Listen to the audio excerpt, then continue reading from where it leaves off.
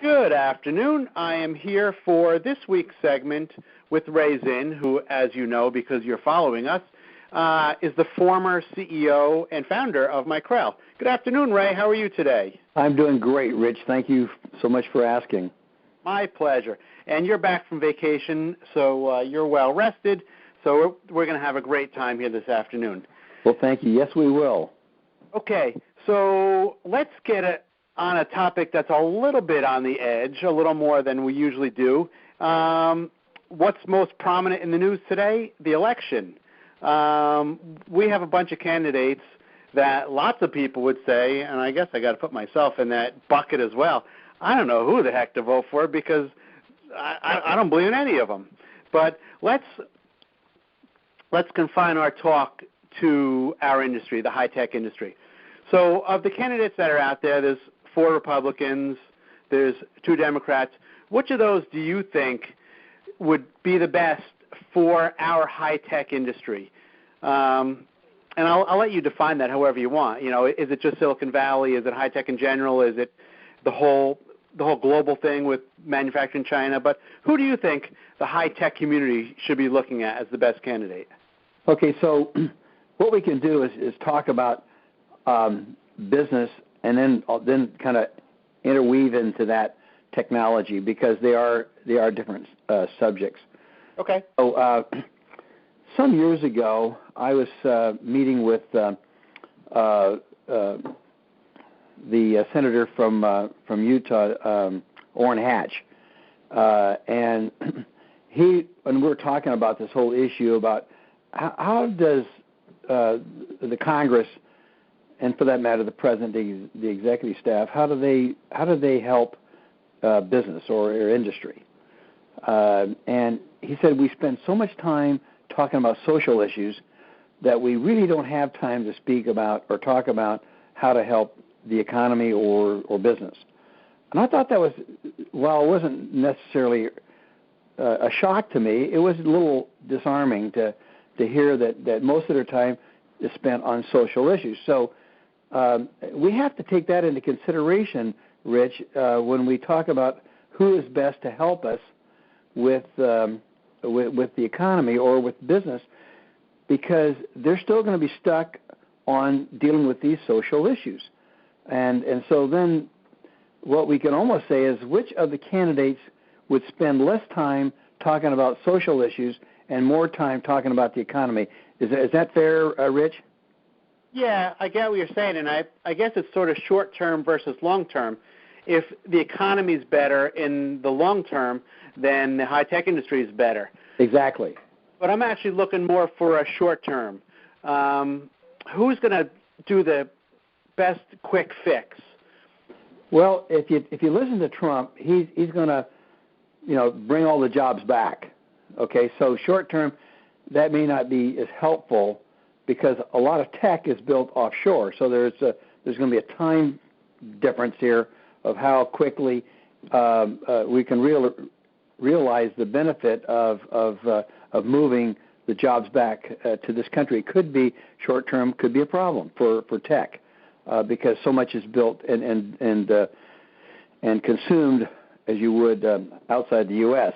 So that's Donald Trump and his view. I mean, the world knows about that because he's said, makes no bones about it. He's gonna make it tougher he's gonna put high tariffs on products that are built offshore. So that could be short term a problem. For example, recently we had the U.S.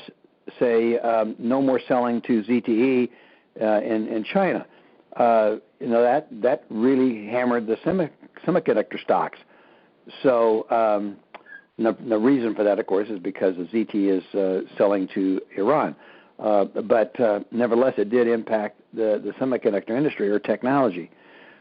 So we have to really be careful about how do we look at these different candidates and how they're going to view the economy and also the relationship between us and the outside world. I think Bernie Sanders also is very much for moving jobs back to the U.S. and and putting tariffs on these. He's against free trade, I guess I should say. Hillary is not as big is concerned about that. She's going to promote just continuing on what Barack Obama did or has been doing. And in the case of Marco Rubio and Ted Cruz and John Kasich, it's not clear to me what their strategy is going to be regarding the economy or business. I know that Ted Cruz is going to change things. I mean, he says, I'm not an insider, I'm an outsider, and he's kind of proven that since he's been in the Senate. But I haven't heard any of them except Donald Trump talk about what they're going to do from a trade perspective or from what would impact as you would high tech. Okay. From that description, I don't know who you're voting for. Okay. I am having the same problem you're having, Rich, about trying to decide who I'm going to vote for either. I'm not happy with any of them. I can't say that I'm jumping up and down. Just can't wait to put my X on the right person because I don't know who that right person is. Sorry. Yep, I hear you completely. But hey, if you listen to Trump, he's just going to make everything right, and then we're all going to be happy, right? Well, we'll see. He's not been nominated yet, and so we'll see how that plays out. But again, I've not made up my mind. I'm not positive about what approach I'm going to take with regard to the current candidates that are on the slate, and to what degree they're going to help the economy has been my big concern. Okay. Well, you can bet we're going to get some feedback from the audience on this one. These are the types of things that they tend to weigh in on. So I'll be real curious to see the comments that come in with this piece. Well, I don't mind discussing it further, Rich. It's just that I'm no different than you stated when you began the conversation, is that I'm not happy with any of them. Yep. I didn't realize I gave my opinion there. So when you play this back, I think you will hear it. You said you're not happy with any of them. So. No, I'm really not. Okay, if you want to change your mind, go ahead. Nah, I'm good with that. I don't think that anybody has stepped up and put out there the things that I really want to hear. I haven't really heard a plan from anybody at this point. Well, when I talked to Orrin Hatch, as I said this a few years ago, he said he's been trying to get through the changes just in the tax, this bringing the money back from that's been sheltered offshore.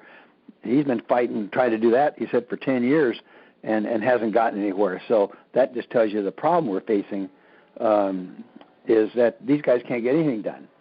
Yep, I think that sums it up right there. Okay, why don't we end this week's call? That was Ray Zinn. I didn't even introduce myself. This is Rich Nass with Open Systems Media, and that was Ray Zinn, the longtime former CEO of Micrel. Thank you, Ray. Thank you. Thanks for inviting me, Rich.